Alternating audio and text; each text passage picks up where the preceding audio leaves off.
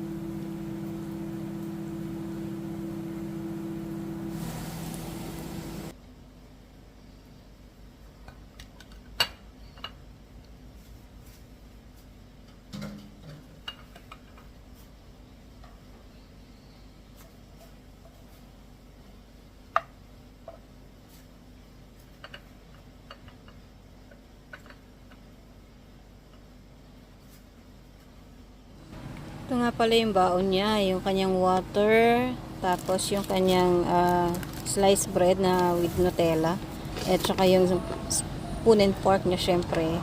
Tapos yung 1 cup of rice, tsaka yung ulam niyang hotdog. So, ayan, nagbe-breakfast na yan. Bago yan makatapos, siguro mga 20 minutes bago siya matapos mag-breakfast.